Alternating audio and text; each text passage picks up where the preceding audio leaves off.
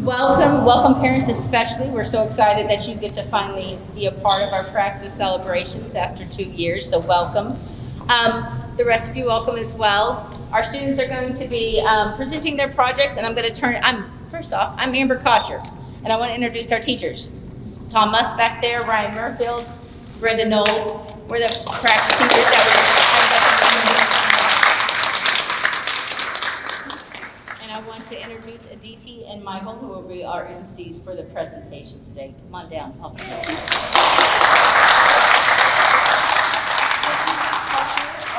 As she said, my name's Aditi and this is Michael. And we're very excited to present to you the penultimate blueprint of the year for the PRAXIS grade 10 cohort. This blueprint was about the stability and instability in the natural world and the human experience. And in all 4 different subjects, we mainly did about refugees, and we had interviews with the refugees that we did. And in world studies, we looked at the different aspects of things that lead to instability in civil and international orders, and things like wars, civil wars, as well as things like the Syrian conflict and the Ukraine refugee crisis unfolding right now. And in art also, we went through a design cycle experience where we created installations that represented grade 10 hopes or fears, and as well as interests and cultures. And that also taught us how to have a design cycle to create these final installations that you see today. So, how we got the ideas and story ideas for these installations and podcasts is from the interview, like my partner have briefly mentioned. So the interview, each of the blueprint groups were able to connect with one refugee, and through the process of 2 interviews, they were able to build a human connection and empathize with them, for them to tell them their story, and they would like to present it through their podcast and their art installations today. Now, in English, this blueprint, we mainly talked about storytelling and how we can tell a cohesive story that people can connect to easily. And so we created the podcast as a result of that. And in science, this blueprint, we talked about the nature of the world where everything moves towards chaos. And we wanted to use this as a model to base our installations on. So we hope you guys enjoy. We would have group 1 come up and present their installation. Please give them a hand. Thank you. Hello, my name is Ava, this is Shreya, and this is Alan, and we're group 1. So for our installation, we were focusing around Zaire Rahman, who is a Rohingya refugee, and we traveled through his stories of instability as he shares with us that experience. So Rohingya Muslims are one of the most persecuted minorities in the whole world. So we wanted to bring this to light and shed light on some of his challenges along the way. A mobile is notorious for its motility, constantly moving and unpredictable. In other words, it's unstable.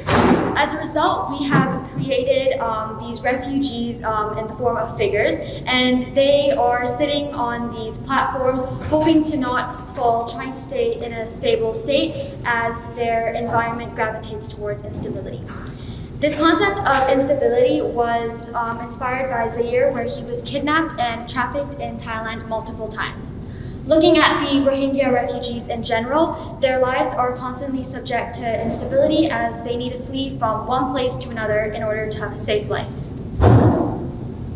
Due to the mobile's natural instability. By the way, do you guys know what a mobile is? It's like one of those things that you ride up and down the ski resort. The wobbly things that you carry your skis on. Yeah, it's one of those things. Anyways, so due to the mobile's natural state of instability, you guys, the audience, would know that it requires a lot of energy and effort to to allow it to be in a stable state, and therefore this is well indicated through our installation with how Zaire and the Rohingyas are represented by the refugee figures that are sitting on top of the mobile and clinging on for their dear lives, and really putting a lot of effort towards retaining the small yet significant and fragile things that bring stability into their own lives. And this is a fairly nice parallel to Zaire's own situation now, where he's here in Malaysia is able to watch their children grow like you guys, the parents. And so it's quite nice. He's also, most importantly, he's able to help the Rohingya community around them and show solidarity together. Yeah. Our installation is also covered with newspaper articles on all 6 walls. These articles discuss Rohingya refugees and the struggles that they have and are currently facing. The purpose of these articles is to depict how Rohingya refugees are how they are perceived through the use of media. And on the 2 back walls, we have painted "How long can you last?"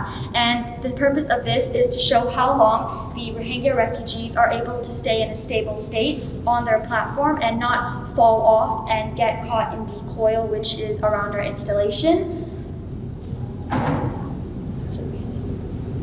So, when walking towards our installation over there, right over there, you'll find that around our installation, towards the corners of our installation will be filled with barbed wires in the shape of coils, and they're meant to represent Zair's experience when his human trafficking experience, whereby he lived and had to survive through a human trafficking camp. And so, during now where he reflected back on that experience, what he have concluded is that those very coils that you are going to see is essentially what's confining him and constraining him. It's what constrains and sets his life into this fixed state of forever being in the refugee camp and not being able to explore freely like any human would have the right to. And so that is precisely the same type of emotion and confinement that we want you, the audience, to experience. You'll find that when you walk through our installation, you are not being able to walk freely, but instead being blocked by the wires and feeling this type of confinement and restraint. And you have to navigate your way through instead of being able to walk freely. And furthermore, when the figurines drop onto the coils and are clutched by the coils, that is meant to signify how some refugees who lose all hope and meaning of life are neglected by their host and home country and are forever in the hands of human traffickers. So the overall message that we wanted to communicate was just how difficult it is to be underrepresented in your community. So Rohingya refugees are almost treated like entertainment in the media, where they're watched and they're talked about, but they're never actively engaged with or helped. So we wanted to show this in our installation by having, as you'll be able to see in a moment, where we have curtains along the outside with the newspapers, and then in the inside we have the centerpiece, which is the mobile, which on it are the refugees. So it's almost as if the refugees are the puppets in sort of a global sort of comic show, and they're performing for the outside world. So we are so grateful for this opportunity to be able to represent a community that doesn't have a lot going for them already, and to be the voice that allows for change to come. So if you want to view our installation, it is the second one from the back. And if you want to listen to the interview that we conducted with Zair, you can scan the QR code, which will be right there, and you can listen to what he has to say. So thank you for listening, and we hope you enjoy.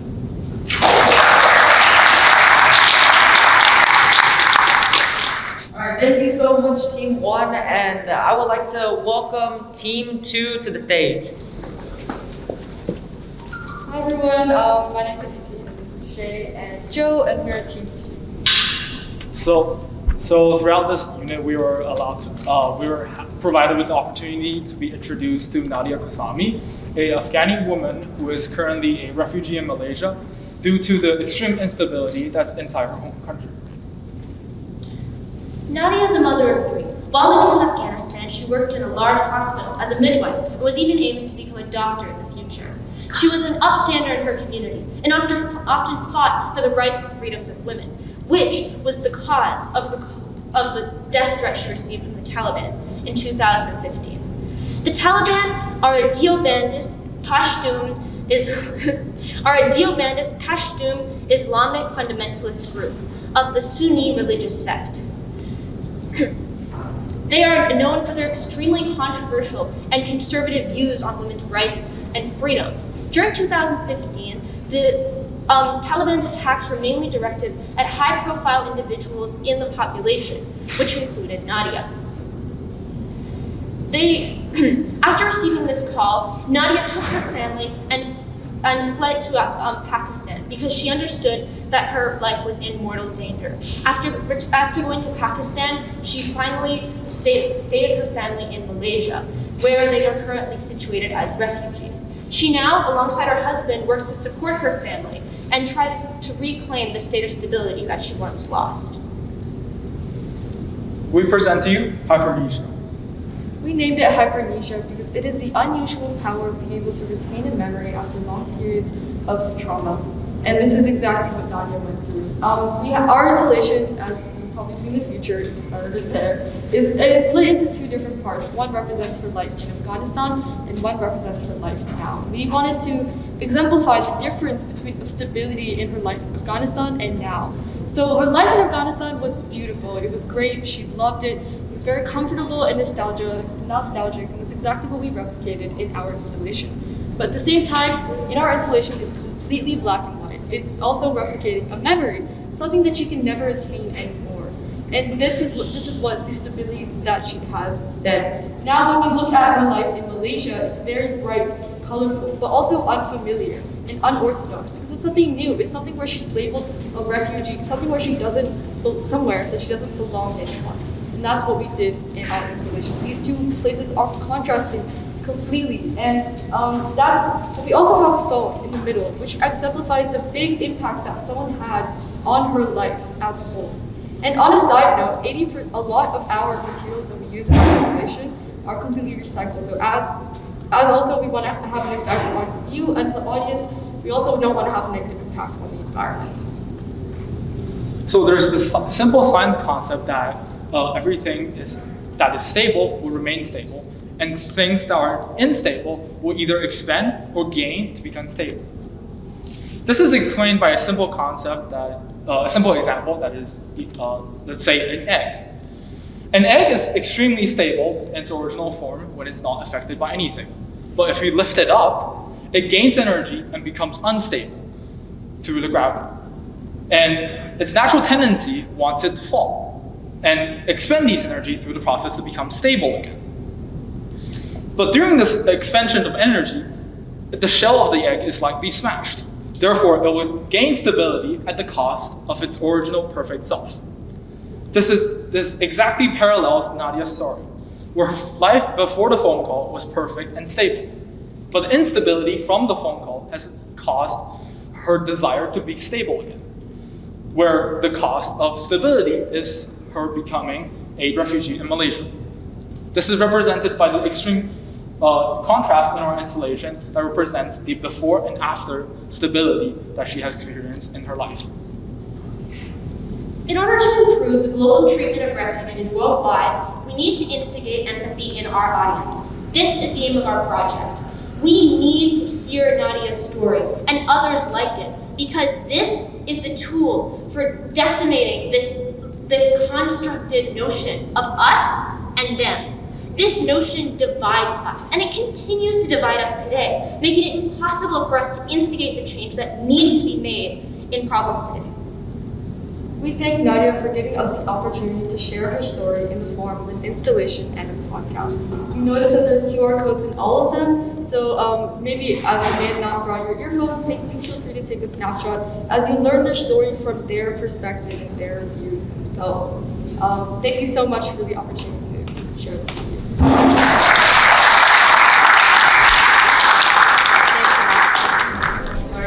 All right, thank you once again, everyone, for coming. And now I would like to welcome Team 3, which is surprisingly my group. Hi, everybody. My name is Anna, this is Michael and Anami, and we are Team 3. We were fortunate enough to speak to Bushra, who is a Pakistani refugee living here in Malaysia. She told us a lot about her journey, and we were able to extract themes for both our installation and our podcast. What we learned from Bushra is that she is an Ahmadi Muslim, and while Pakistan has an Islamic majority, Due to a slight difference in religious beliefs, Ahmadi Muslims are a highly persecuted minority. The stories that Bushra told us were absolutely shocking. During her time in Pakistan, she was harassed. People threw rocks at her. They yelled insults. Her husband was even kidnapped for 11 days at one point. From the way that she told us these stories and from what she told us, we could tell how angry and also heartbroken she was that her own country was made unsafe for her and her family to live in. Despite all of this, Bushra eventually decided to move to Malaysia with her husband in search of a better life for her and her family. This did not come without its challenges, however. Bushra now works full-time at a boutique sewing business in order to provide for her 4 children. Despite this, Bushra continuously works hard to provide for her family, and this is something that we found incredibly inspiring, that throughout all of this instability, Bushra's #1 goal in life is to provide for her children and for her family, Safir, Imad, Fahad, and Ishan. And this is something that we really wanted to show in our installation, just the theme of stability within family amongst the instability within Bushra. Our installation follows Bushra's journey, illustrating the gradual change in her life from her moments of instability to moments of her stability. So the first wall represents the instability she faced in Pakistan, and it displays quotes from the conversations that we've had with her, where she describes the brutal discrimination that she faced in Pakistan due to her religion, as well as how she remembers feeling almost entirely alone at the time when her husband was kidnapped and taken away from her children. The second wall visually represents the other struggles that she faced in Pakistan through a collage of images, and how she was just silenced and almost just entirely powerless through it all. And even through these gruesome moments of instability, Bushra continues to work hard and be brave for her kids. The idea of motherhood and her kids was the root of her stability and stayed constant as she and her family fled to Malaysia in hopes of escaping the religious discrimination faced back home. And in Malaysia, she continues to support her kids through her work at a sewing embroidery batik business, and she tells us that she finds happiness and a sense of stability through teaching her daughter how to sew, and just being able to make a living out of that. These roots of stabilities are shown through the brightly colored string, which you'll notice on the second and third walls, in addition to a centerpiece structure, which displays her value for her kids and how they were basically the only constant source of stability in the midst of all this chaos. Now, it is not easy to create an art installation and podcast like this, and our group had to go through a tedious process to make that happen. First of all, we first had to conduct 2 interviews in which we empathized and forged a human connection with Bushra for her to tell us her story, And from that, we created and finalized the story idea that was used in our installation and our podcast. Now, after that, we had to go through rounds of discussion and editing to pick out which part of the interview and script we wanted in our podcast to make sure it is a story that is engaging and is clear to the audience. And lastly, for our installation, we had to discuss, and we definitely had some disagreements on which art elements we wanted to put onto the boards for us to tell a story that is emotional to our audiences. Now, in BP7, science is a major aspect. And in science, we talked about how it is the natural state of the world that everything moves towards chaos, and energy is needed to prevent it and maintain stability. But this parallels the Bushra story that we wanted to show in our installation, as she is fighting and putting in effort for her family to have a better life in Malaysia compared to her life in Pakistan. Now, thank you so much for listening to us. Please come and view our art installation at the back corner over there. And please, if you can, listen to our podcast and connect with Bushra's story once more. Thank you so much. Hi everyone, this is Team 4, and my name is Jackie, this is Arvin, and this is Lucas. So, our team's installation is on that row on the back over there. If you feel free to check it out. Okay, so basically our installation is based on the story of R, who is a Pakistani woman that fled her home country due to religious persecution. And in Pakistan, she faced a lot of religious discrimination because she is an Ahmadi Muslim, which is a sect of Muslims that have been deemed non-Muslim by the Pakistani government. And she has faced discrimination in forms of verbal and physical abuse. Her husband even almost got assassinated because of his status as an Ahmadi Muslim. In 2017, she, along with her family, received a lot of severe life threats, which eventually forced them to flee the country. She fled the country to Malaysia, where she hoped to have a better life. And she did indeed get that better life for the most part. She got the religious freedom she hoped for with her family, but there were also a lot of problems that came along. Due to her husband's injury, he couldn't work, which made it really hard for R. She had to work extra hard to earn enough money for her family. She had to earn money for her husband's health care, her children's education, and her daily necessities. All her efforts didn't give a stable life for her family. But all her efforts still didn't give a stable life for her family. Problems like education and healthcare was solved primarily at first, but external factors like the pandemic made them much, much worse. R has tried really hard to give her family a stable life, but there have been so many obstacles that have ruined her vision for a stable life for her and her family. Now, using the story that we gained from R and the information that we learned from our classes like World Studies, English, and Art, we created our installation called Incomplete. Incomplete has two main sections. First, the jigsaw puzzle on the boards. And in the jigsaw puzzle, each piece represents an aspect of its stability. For example, a puzzle piece might have an image of a classroom or maybe healthcare. And the idea is that it's a combination of all these small pieces that coming together that create a truly stable life. But what we did was make some of these pieces go missing, which results in showing the instability of someone's life. The second piece is the three kind of figures in the mid-center. We're supposed to represent refugees with the UNHCR identity card around their necks. These people have their arms outstretched, trying to reach to the board with puzzle pieces in hand, showing that they want to try to complete this puzzle piece. But they can't because around their ankles is a ball and chain. Them wanting to complete the puzzle represents them, the refugees' wants for stability and want a complete life. While the weights on their ankles show the hardships and obstacles they face in their past coming back to haunt them. So they can't complete this, they can't achieve true stability that they want. Okay, so science is a really important aspect of this blueprint. And in science, we learned a lot of knowledge from chemistry.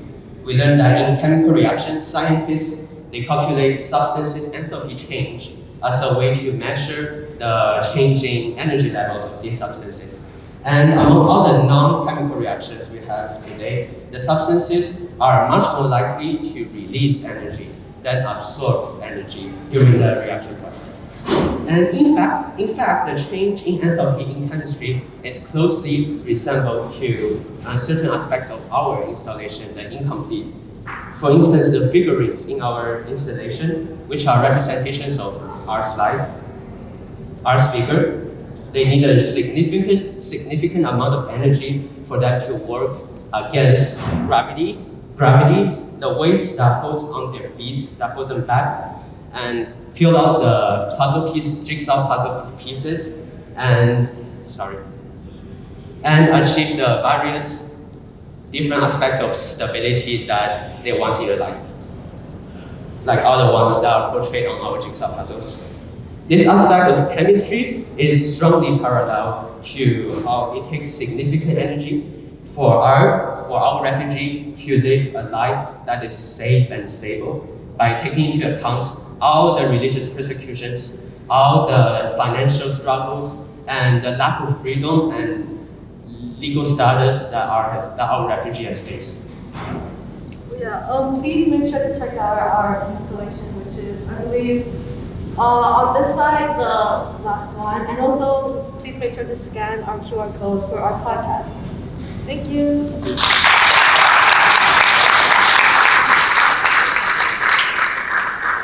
Thank you, Team 4, and it is my pleasure to welcome 5. We're Team 5. I'm Maya, this is Keisha, and this is Kate. This is our installation, and ours is based on interviews we had with a Pakistani woman who fled from Pakistan to Malaysia in 2018 with her family.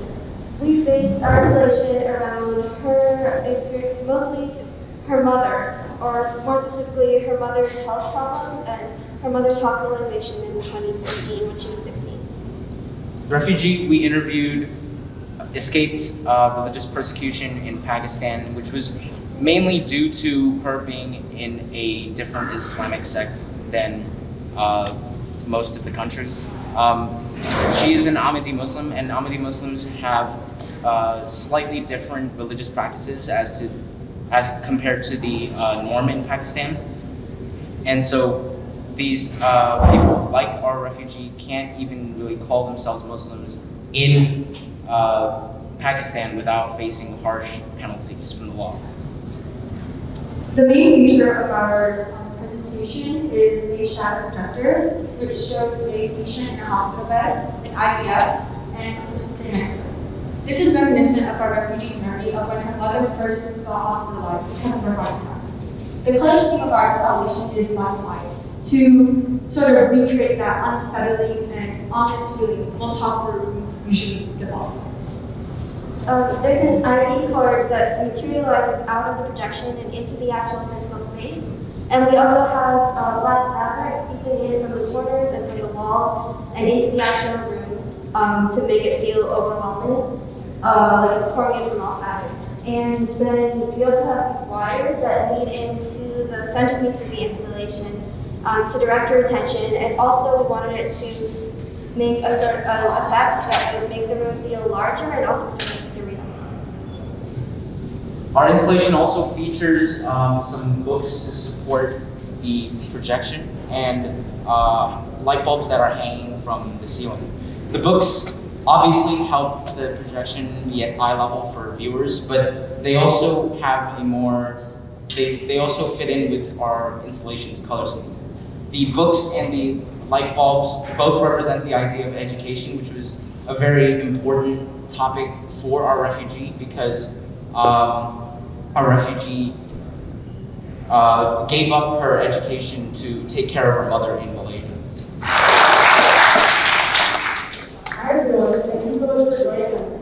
Thank you. My name is Kai, this is Nishan, and this is Liana. We're going to talk a little bit about our installation, which is right down there. You guys will have to take a look later. So this blueprint, we were challenged with a task to find a way to responsibly retell and share other people's stories. But of course, how would we actually go about retelling and sharing the human experience in a responsible way? So in the past few weeks, my team and I have grappled with trying to build that empathy. We've tried to be more in touch with ourselves, our emotions, trying to put ourselves into other people's shoes. Basically building that empathy that we all lack because we're in a community that's so sheltered from a life of struggle. And in this process, we met with Nadia. Nadia is a mother, a wife. Nadia is an educator, and she's also a performer. But these qualities are oftentimes trampled by her past. Nadia is also a refugee. And she had fled Pakistan due to persecution of the Muslim Ahmadi minority. And while listening to her story, we can confirm that human lives in the natural world do naturally move towards chaos and disorder unless something is done to change them. Nadia's story changed the way that we approach and process other people's experiences and emotions. So today, we're here to retell her story, an installation that is a representation of her life and the stability and instability within it that causes her to always do her. Alright, so just for some context, back in Pakistan, Nadia would face many different types of discrimination, and among them, she actually admitted within our interview that she would get assaulted quite frequently by the Pakistanis around her just because of her identity as an Ahmadiyya Muslim. So some of the scenarios that would take place is that they would get stoned, their house would get stones thrown at them, and we wanted to represent this very horrific situation within our installation because it was a very big unstable event in her life. So if you actually look at our installation, we have a bunch of stones scattered all over the ground, which is supposed to allude to that event. On top of that, they face verbal discrimination, where they would get shouted at just for being in the body. And this instability is represented through the walls of the installation. And we decided to vandalize the walls with the kinds of discrimination derogatory remarks that often thrown at them, such as leave, get out, you don't belong here. And a term that particularly stuck out to us is affair, and that means, and this is a term that carries connotations that are derogatory, and this means a non-Muslim or a non-believer of Allah. So yeah, as Zishan said, the vandalism is meant to basically show Nadia's darkness in all these times. But it's not all that bad. We have, if you can see, our centerpiece for installation. We have this bright mural right at the center of the panel, and which says La ilaha illallah Muhammad Rasulullah. That means there's no deity but God, and that Muhammad is the messenger of God. It's a phrase in Arabic that to Nadia brings a lot of hope, brings a lot of comfort. So that's one thing that we wanted to include in order to show the stability in her life.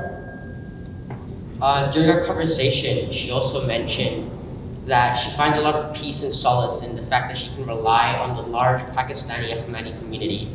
And in Islam, a mosque is often seen as a communal area where people can gather and pray together. And for this reason, in our installation, the centerpiece is the Al-Haram Mosque of Mecca, and it's the holiest place in Islam. Nadia's experiences grappling with instability as well as finding stability are all represented through our installation, and we hope that the viewers are able to fully immerse themselves in Nadia's story. And we're Team 6, and we hope that we will enjoy our installation. If you guys would like to learn a little bit more about Nadia's story, make sure to have your phones out. We actually have a QR code that leads to our podcast, which she actually features in, and she talks a little bit about her journey in Pakistan, coming to Malaysia, and trying to fit in here. Thank you guys so much. Hello everyone, my name is Miriam and this is my partner Ryan, and we are so excited to share with you our installation that we created today. This blueprint, we've had the privilege of interviewing Yusra, a 17-year-old Pakistani girl who fled Pakistan and here 2 years ago. Yusra is the eldest of 5 children. She has 3 sisters, one of whom is fully paralyzed and who she takes care of at home, and the younger brother. While she was living in Pakistan, her uncles were arranged to get married to 2 other Muslim girls in the community. While the 2 families were of Muslim faith, they had a slight difference in beliefs, which caused outrage in the community. Yusra's community was enraged that 2 individuals from different families with slightly different beliefs were becoming married in the following week. Yusra's community justified actions of violence and prejudice towards these individuals and their families by saying that the world would become a better place. For the fact that, and this could be applied to the natural world as well. We've learned that the natural world leads towards stability through chaos. And in terms of Yusra's story, it shows that Yusra's community's actions were thought to lead the community towards stability by preventing individuals like Yusra from staying in the community. But to individuals like Yusra and her family, it grew them more and more towards instability. This example is prevalent in science as well. We know that the natural laws of science will tell you that the natural world attracts itself towards stability through a world of chaos. During our interview with Yusra, she constantly recounts how she feels like she lives in a constant state of fear. But then we asked her during our last interview, as she feels like she lives in a constant state of fear, when are the moments when she finds peace? She told us, I find peace through my religion, through my God. That moment moved both of us. We found it incredible how she is able to stay so intimately connected to her faith when that is the largest contributor to why she had to leave her life behind. Through this unit, we wanted to represent Yusra's story and her thoughts about religion through our art installation, which is right there. We wanted to represent religion as its two sides, one of unity and one of division. To represent unity, we've created a mural at the top area of our installation to represent Jannah, or heaven. To represent division, we can see that there are two sculptures that were made who represent Talal and Bilal's marriages that are being torn apart just for being of different just for having slightly different religious beliefs. Something Yusra told us that stuck with us was that she just wanted to be seen as human. We often see refugees as just numbers on a screen, and we don't recognize that they're human.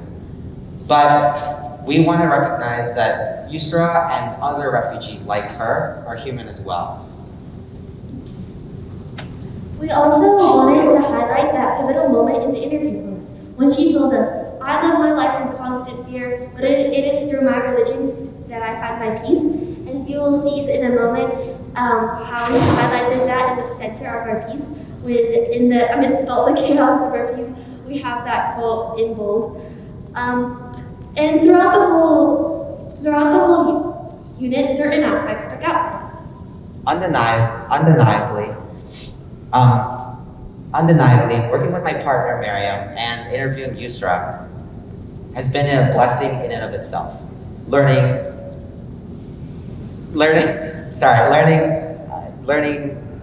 to communicate effectively as well as respectfully telling other people's stories. Throughout the unit, Ryan and I like to joke that we're the dream team of the blueprint just because we were a team of two.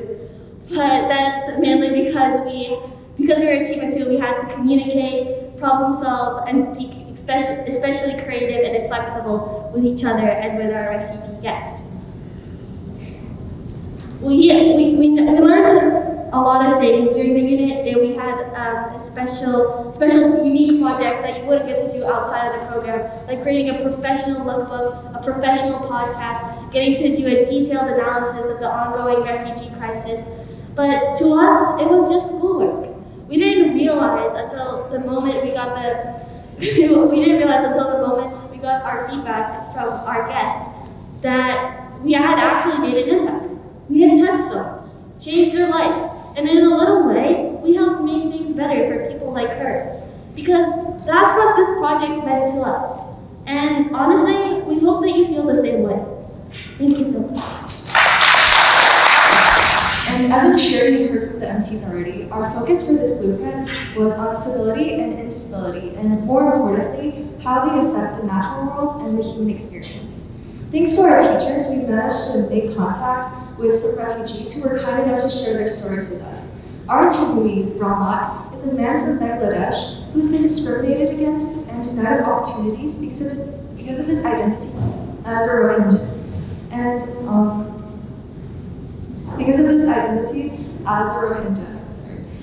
Ever since Ramat's childhood, he has lived up to older school children walking to school with their uniforms and chatting with each other.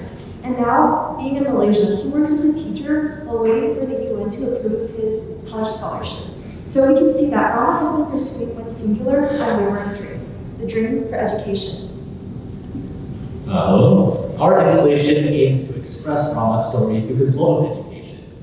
Our installation takes the form of a mock classroom split into two, with one half representing instability phase and the other representing stability. The left side represents the struggles he faced in Bangladesh trying to get education, with blockades and barriers preventing him from going to school, dark colors representing the uncertainty of his future, and fractured textures, revealing the cracks in the education system there. Whereas the right side expresses his current life in Malaysia. Now, his life is currently more stable than before, and there's a clear path for him to attain his dreams of education, yet he still has to tread carefully. As you will see later, the yarn is an important material throughout our installation. And on the right side, you will see that the colorful yarns are very organized and untangled, while the left side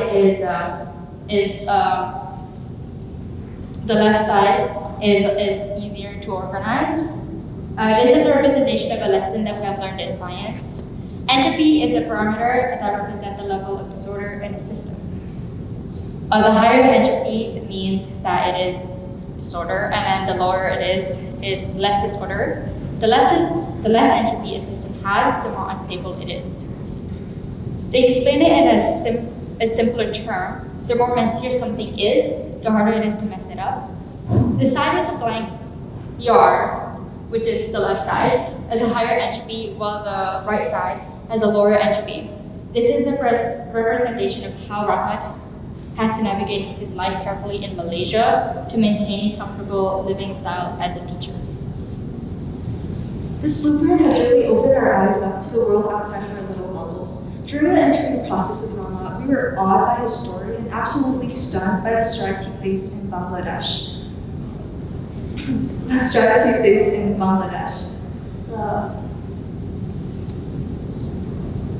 Sorry, give me a second.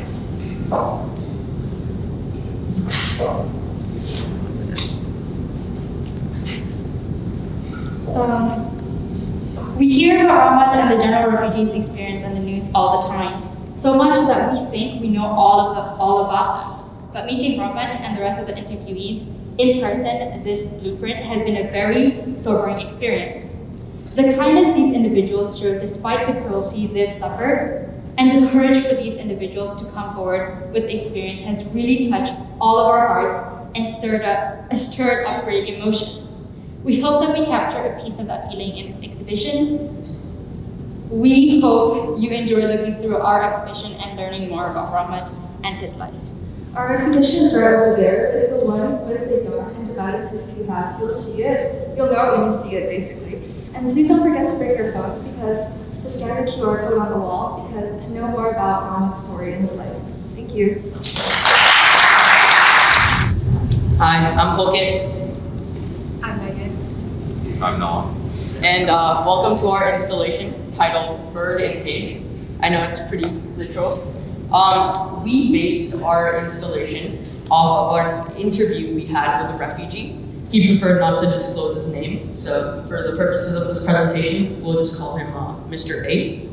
So we based our installation off of 2 interviews we had with him, and a few things that he said that really stuck out to us this quote about birds in a cage and how birds could only know the inside of the cage if you didn't give them a chance. And just for some context, Mr. A is a Rohingya, which means he's a Muslim minority in Myanmar. Myanmar currently has a Buddhist majority government, and this Buddhist majority government oppresses the Muslim minority. And for this reason, many Muslims within that country, many Rohingyas, they flee to nearby Bangladesh, and even there, they face a lot of injustice. So then, Mr. A was one of the few who fled to Malaysia.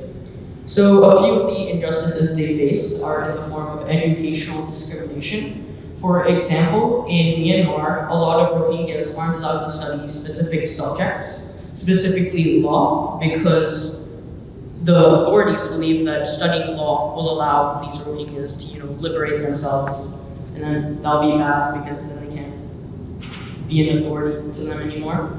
And when Mr. A moved to Bangladesh because he was fleeing this religious persecution in Myanmar, even there, they were only allowed to learn certain subjects. And again, they weren't allowed to learn law.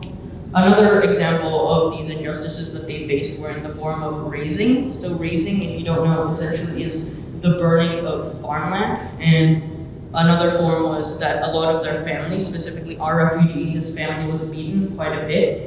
And his brothers and his siblings were beaten. And a lot of the villages and the people within the villages were also beaten and harassed by the police officers there. For that reason, he had to flee, and that was a little bit of context. So back to the education theme of our installation. He said that his goal was to essentially liberate other Rohingyas and give them a chance to flee this persecution and violence, because he came up with this concept of this vile loop that refugees are stuck in. So they lack education, and because they lack education, they're trapped in a cycle where they're disadvantaged greatly. And because they're disadvantaged greatly, they might enter into crime. And he had multiple first-hand experiences.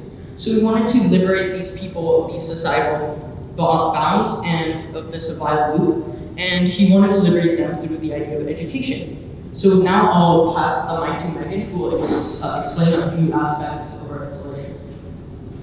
Firstly, draw attention to the cage in the middle of the installation. The cage is meant to represent the cycle of instability that refugees are put into, and the birds are meant to represent the refugees themselves.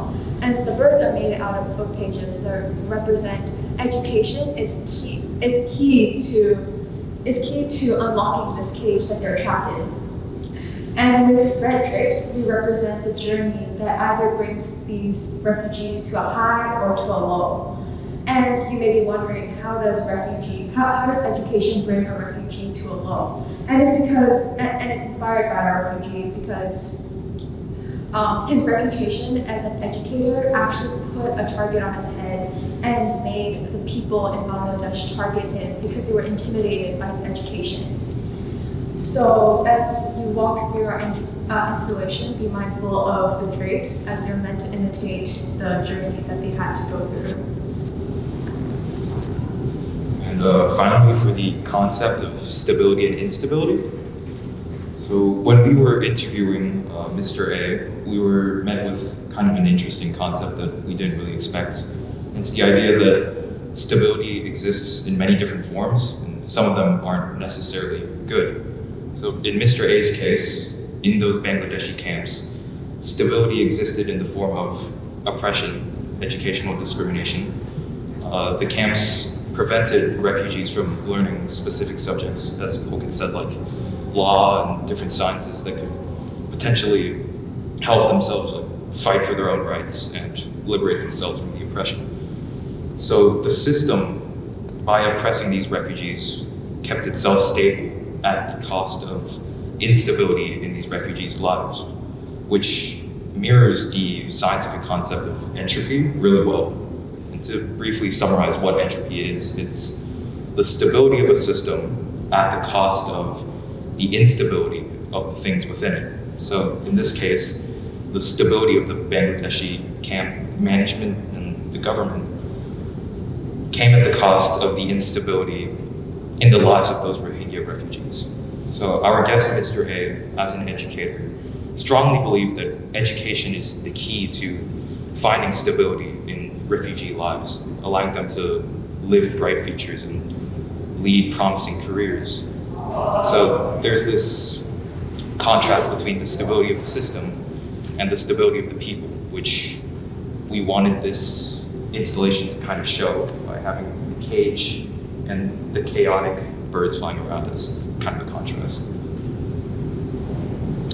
So now that it might not be as easy to grasp as some of the other installations themes, because we ourselves, we found it pretty difficult to grasp ourselves after multiple weeks of researching this topic, that sometimes stability can be bad for certain groups of people, and sometimes instability can be excellent. For that reason, we really encourage you all to scan this QR code. Just do note that the refugee's voice is distorted because he didn't want it to be revealed to the authorities or anyone else for that matter.